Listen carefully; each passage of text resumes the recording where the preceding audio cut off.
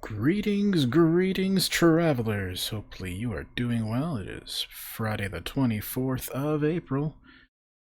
Time for some 3 o'clock coffee. We're going to talk about a couple of different things. Yes, you will see my mouse on the screen. Saturn is in the sky. It's in the morning before the sunrise, but that's not the topic we're here to talk about. Going to talk about a couple of different things. Let's go. Alright, the first one, actually the first two, are going to be about SpaceX, Elon Musk's fun little astronomy project and rocketry project. A couple things happened with SpaceX this week. First thing they did was they launched another set of Starlink satellites for this constellation project they are working on. If you do not know what that is, I'll talk about it in a second. If you've never seen a SpaceX launch, I'm going to leave a link for this down below. They are actually really fun to watch. Lots of cool telemetry and lots of cool imagery throughout the whole thing. So you'll have a host talking the whole time, kind of giving you an idea of what's going on and what's happening at each point. They actually have a little recovery ship.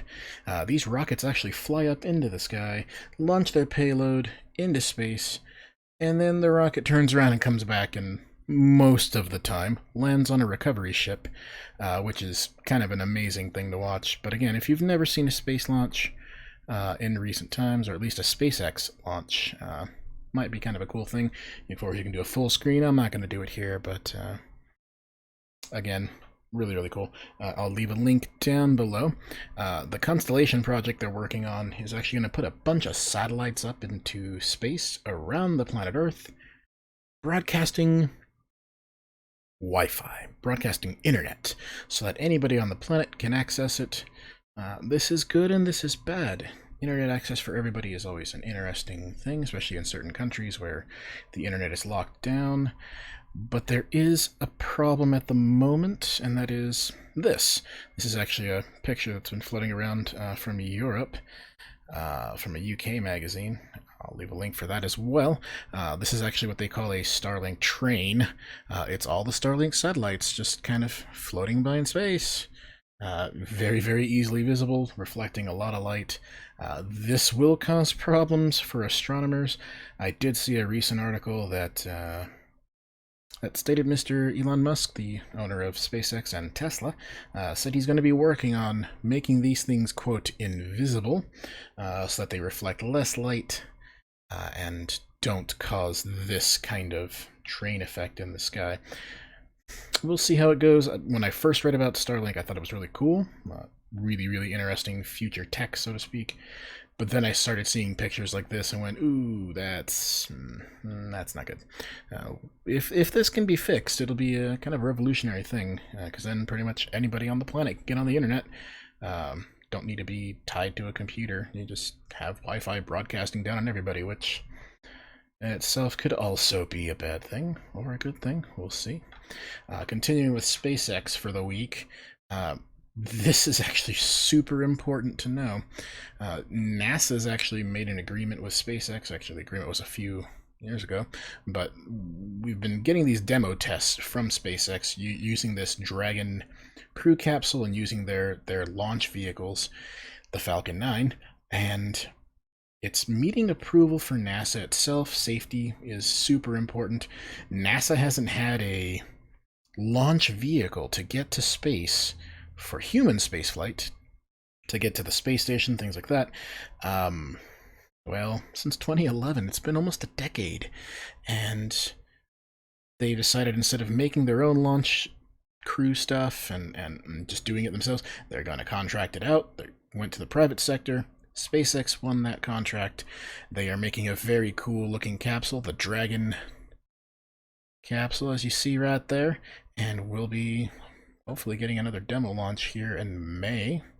I know with coronavirus and stuff like that going around, things are a little strange. It looks like these guys are moving forward, and can't wait to watch that. In fact, if it's at a decent hour, I might actually stream stream watching that on our Twitch page, and we'll go from there to see if anybody wants to watch that together and be amazed. It's usually about a half hour to 45-minute, assuming there's no scrub of launch, of course, but usually it's a good half-hour program. I guess we'll call it a program when they launch a rocket. Speaking of launches, thing that I found interesting was, turns out China is going to be sending a rover to Mars. Now, China did send a rover to the couple of rovers to the moon, and turns out the China Space Agency is going to try to send a rover to Mars. That is a lot easier said than done.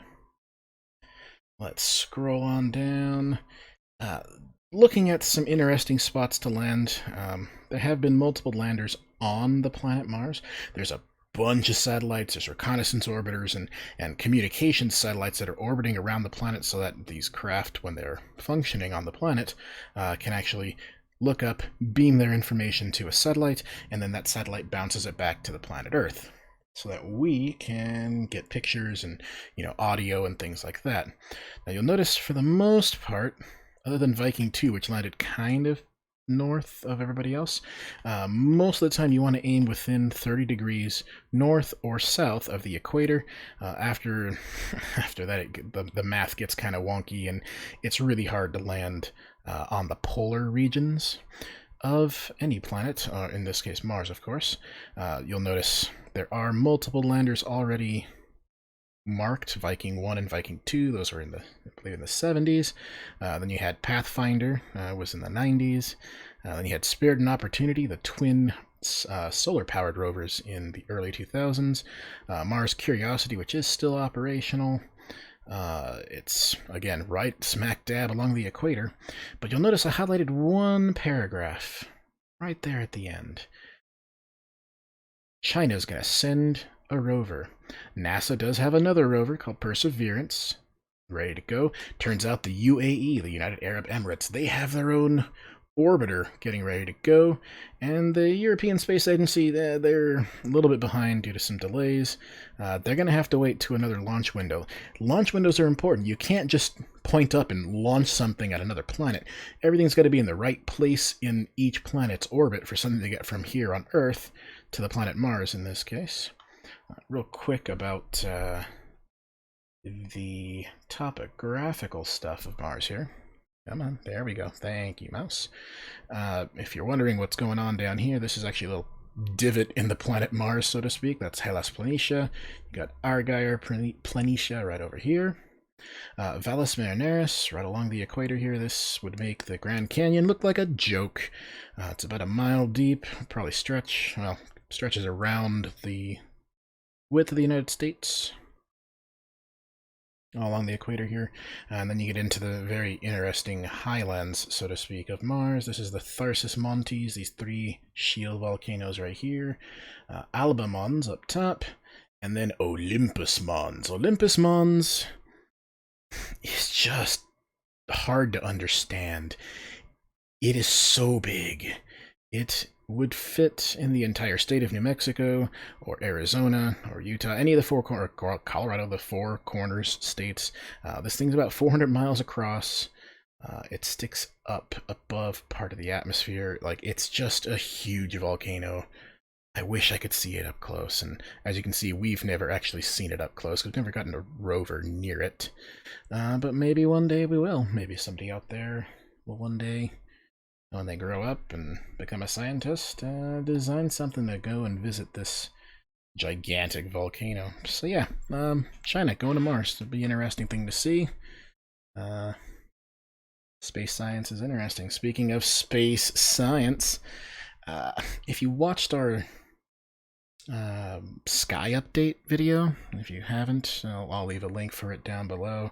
It's going to be out of date here because that was just for the month of April. I do have a month of May one coming up in just about a week, so do like and subscribe so that you can get that video when it does pop up.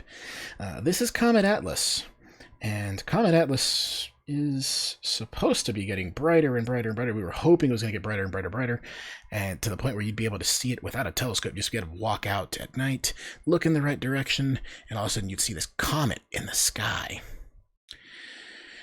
Well, that didn't happen. And there's a reason why. Some comets, when they get closer and closer to the sun, they get brighter and brighter. Their tails get really, really big, and you see them at night. Other times, womp womp, it goes from being a full-on comet to being chunks and chunks of comet. It actually will literally break up. These are snowballs flying around in space from the depths of space, at the edge of our solar system, or beyond. We'll get to that in a second.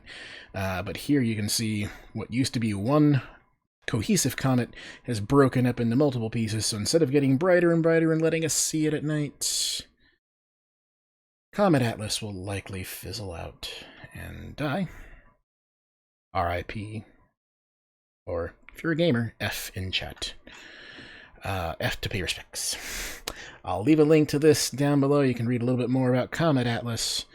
You can see some different imagery from various scientists around the planet that have kind of seen this thing breaking up piece by piece, and there's the image we're looking at up close.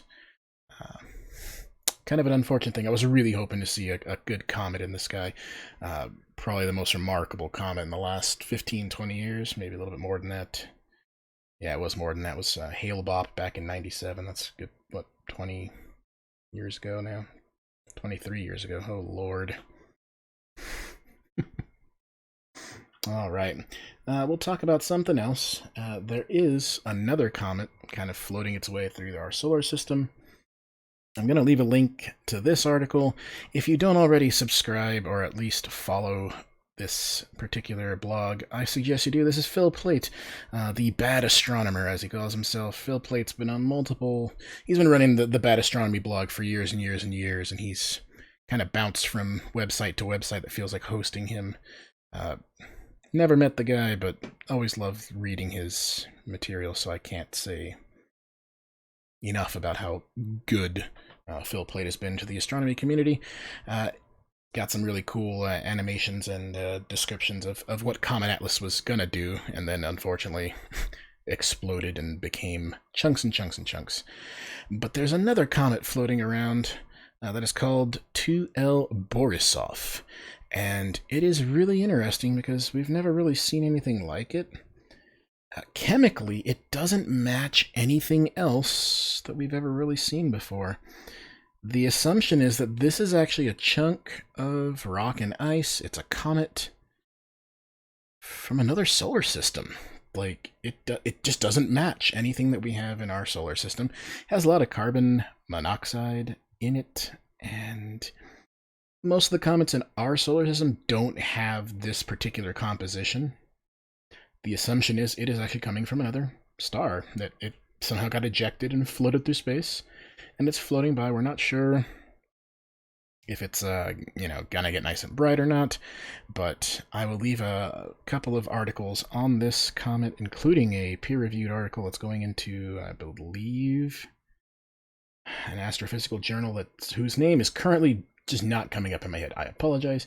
Nonetheless, I will leave that article in the space down below.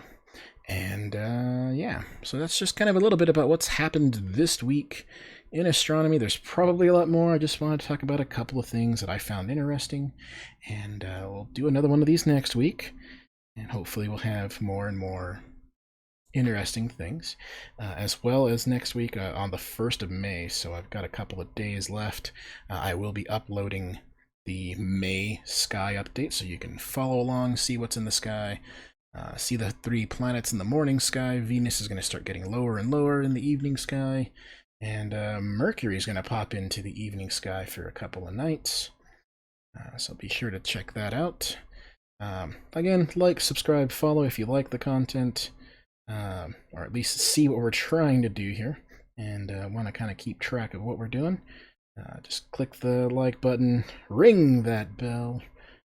We'll see you in the next one. Biggest way of supporting the channel and helping us grow right now is just liking, subscribing, and sharing it to your family and friends. So please feel free to do so.